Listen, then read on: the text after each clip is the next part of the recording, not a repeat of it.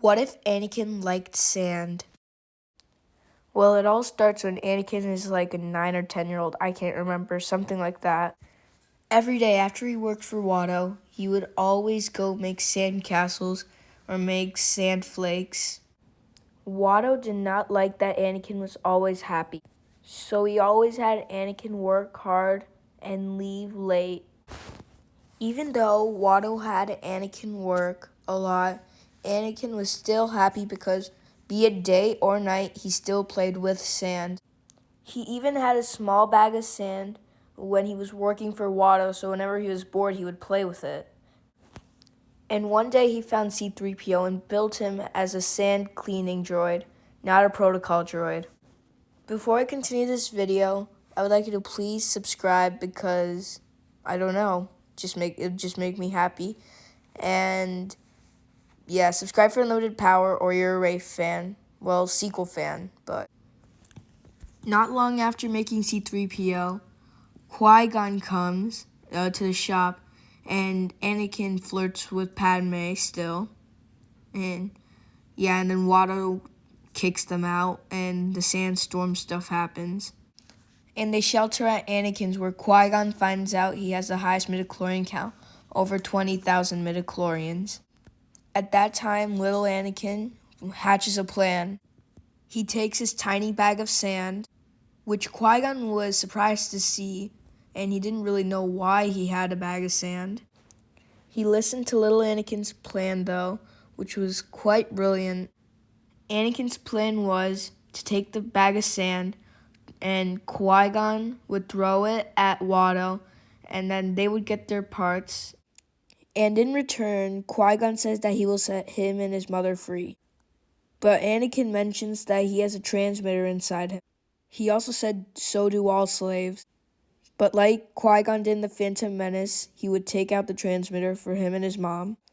And the next day, he went to Watto and threw sand at his face, which completely shocked Watto. And Watto was blind for a few seconds.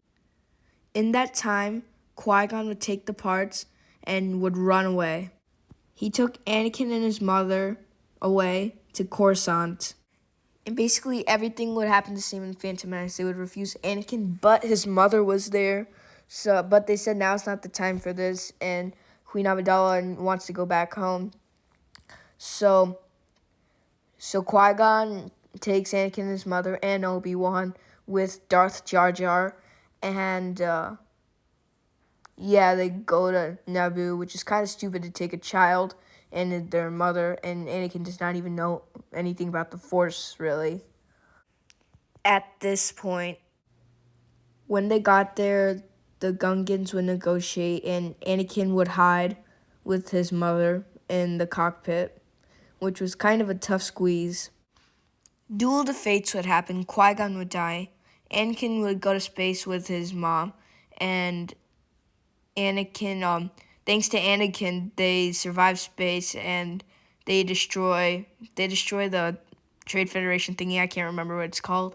And the Gungan War happens, and thanks to Anakin, the droid shut off. Basically, episode 1 would be the same, but they kept Anakin's mother somewhere, and Anakin and his mother had to part ways. Now, episode 2, Anakin is nervous about meeting Padme. After so many years, he has this sandbag still. And basically everything would be normal, except Anakin's not as stressed because he has sand. But then when the, Jango Fett's a bounty hunter, I don't know who Jango Fett hires, Changeling comes, then Anakin and Obi-Wan chase her. But this time, Anakin's smart.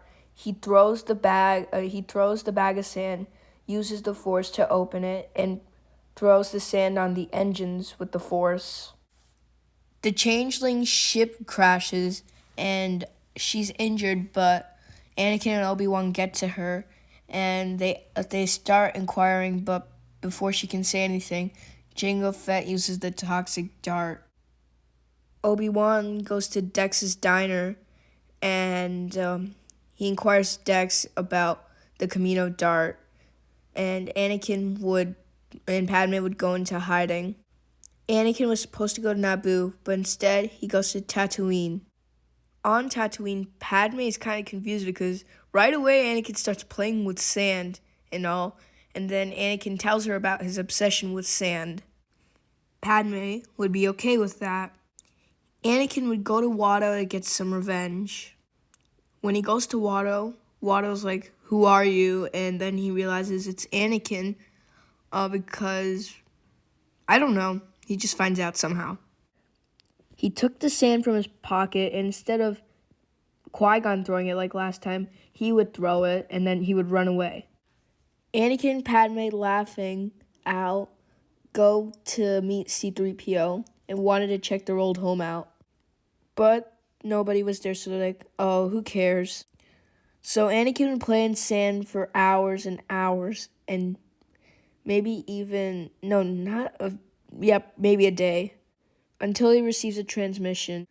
That's when he gets a transmission from Obi-Wan, and they go to save him.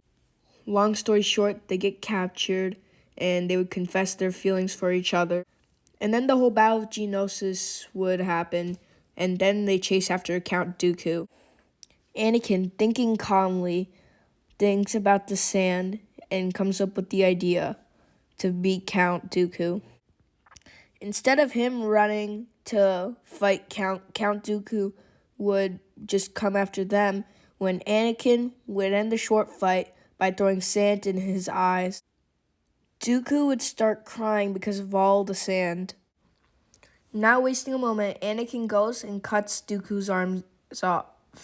Not arms, Dooku's hands off. While Obi-Wan puts these special handcuffs on him. Dooku reveals to everyone about the true Sith Lord in the Jedi Council, and they go to arrest Palpatine. So, together, Count Dooku with his prosthetic hands, Anakin, Obi-Wan, Mace Windu, and Yoda go to fight Palpatine or Darth Sidious. It's a long fight, but after a while, Palpatine loses after doing his little unlimited power thing with his fingers, trying to seduce Anakin. I'm too weak, whatever he says. Oh, the Jedi are trying to take over, but it doesn't work because Anakin's mind is calm with sin. And then he tries to do, I can save the one you love. And then Anakin's like, who? And then he's like, oh, yeah, I'm not there yet. That's in a few more years. And then, basically, he dies after that. After killing the Chancellor or Darth Sidious, whatever you prefer to call him, Obi-Wan brings some death sticks to the party. And everything is well, for now. Well, that's it for today.